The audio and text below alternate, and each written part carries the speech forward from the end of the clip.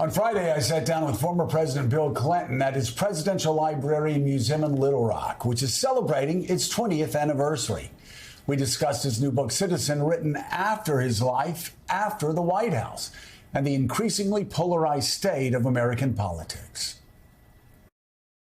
We're living in a time when we are both deeply and yet fairly closely divided. Now, President Trump this year won a fairly healthy electoral victory for a simple reason. A lot of voters who thought Trump was economically successful before COVID hit, and they got that check from him in the mail that he signed, where more Democrats than Republicans voted for the bill, but he said, I'll sign it if I can send a check out. He knew what he was doing. Then Vice President Harris had an almost impossible job because she became a candidate at a time when no one else could legally access the money that had already been given to Joe Biden, and there was no time to have primaries. So she was, in effect, a stranger to people. People knew what they liked about Trump and what they didn't. And about 54% of them would have happily voted for somebody else. But people didn't feel that they knew about Harris. And we're still a 50-50 nation. I know the day after, everybody, Democrats were in shock. But the further you get out, you go, wait a second.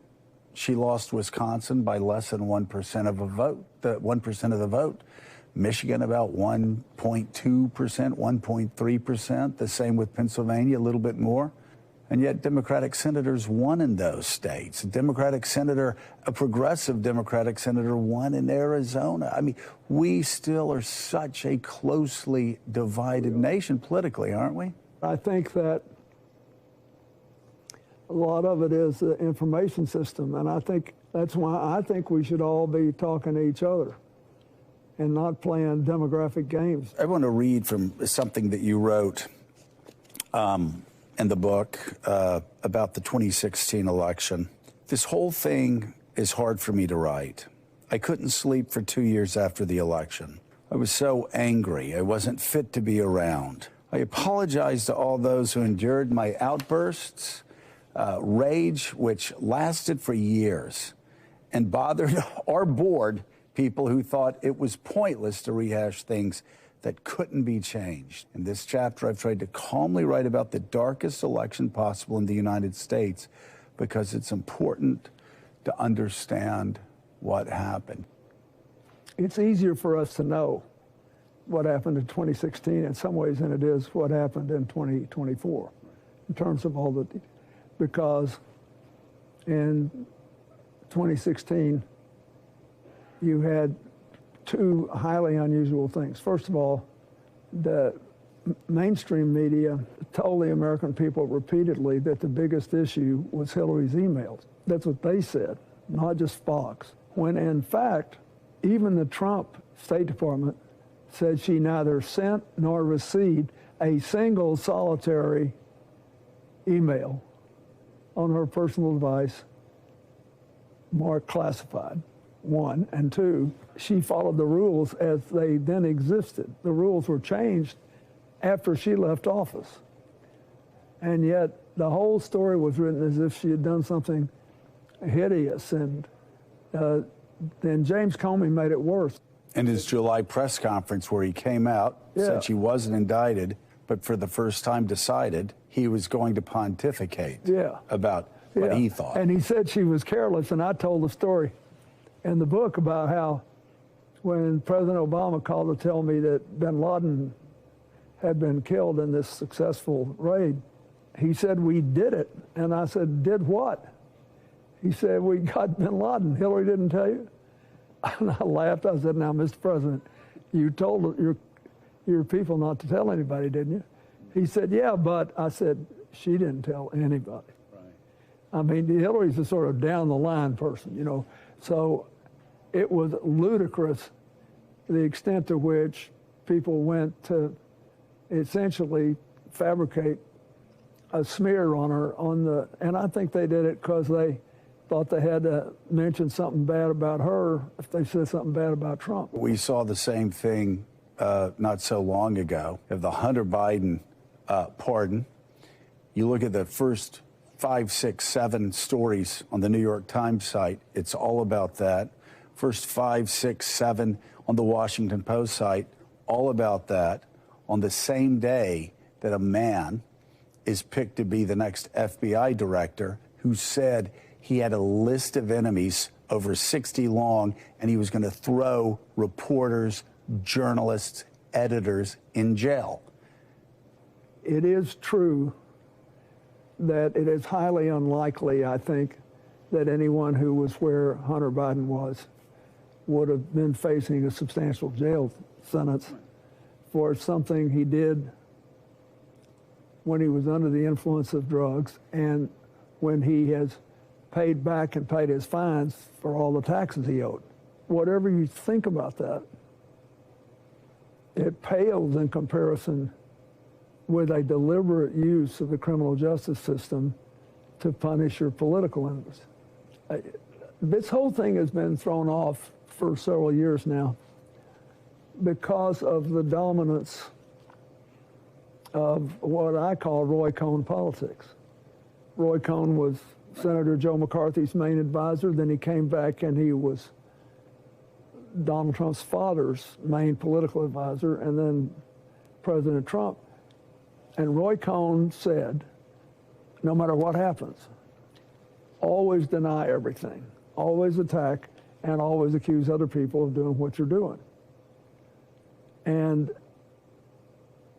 pretty soon, the most important people who believe that are your own supporters. And then nobody believes anybody about anything. We need to go back and meet people where they live and talk to them about what they're interested in. I realize that,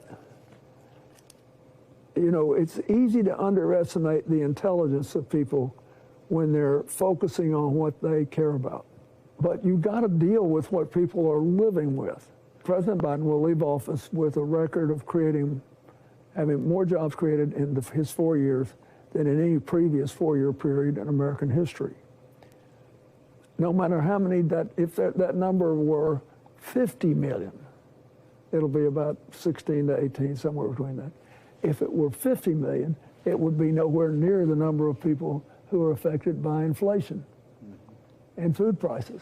So you have to discuss these things. You can't pretend no business, no marriage, no friendship, no nothing can succeed and thrive if you don't deal with the pink elephant in the room. Talk about how Democrats maybe could learn from that and maybe stop firing at each other and start working together. Look, I don't even believe the real problem is whether you should be more verbally left or center. I think you got to talk like people talk who will make the difference in the outcome of the election. You don't have to sell out what you believe in, but you do have to meet people where they live.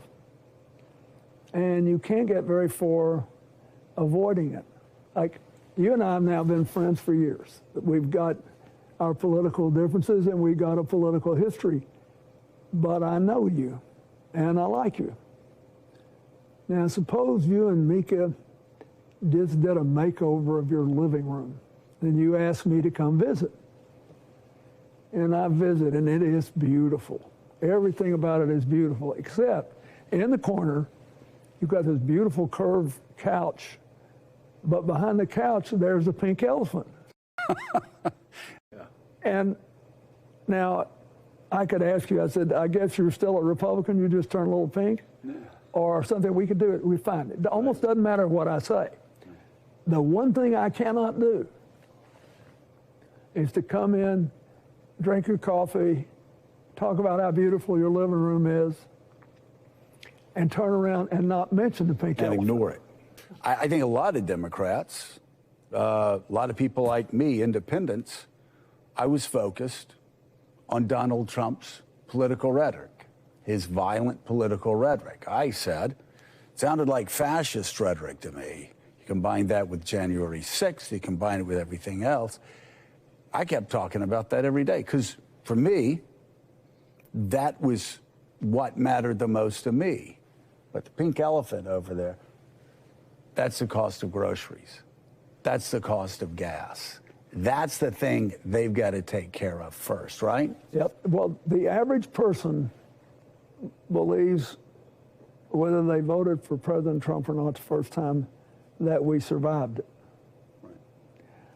And they give him perhaps too much credit for the fact that in the first 2.5 years or so of his presidency, the first time, the economy got better. I think the facts are that he inherited the end of the Obama era's recovery. We went from 8 million jobs in Obama's last 2 years to 6.5 million in Trump's first 2 years. But there was no inflation and people felt it. So we had to see that election the way they did and answer that and start with that. So when we didn't answer it, it was like we left the pink elephant in the living room. There is a reason why we're already the longest continuously existing democracy in history. It's hard to save one. That's fine. But if you're going to fight to save it in an election system with all these forces raining down on you, that's the game you got to play. You got to deal with the issues that affect other people's lives. And the same thing's true all around the world. Look at this upheaval is happening. People are losing faith in institutions, and in many, many places, they're going to reward the people that destroyed their faith. I wouldn't bet against America. So far, everybody that's bet against us has lost money. We just got to stay after it. All right, Mr. President. The book is Citizen. What a great honor. Thank you so much. It's great seeing you again. Yes, sir. Thank you. President Clinton's new memoir, Citizen, is available now. And tomorrow we're going to have more from our discussion, including the remarkable work of the Clinton Global Initiative.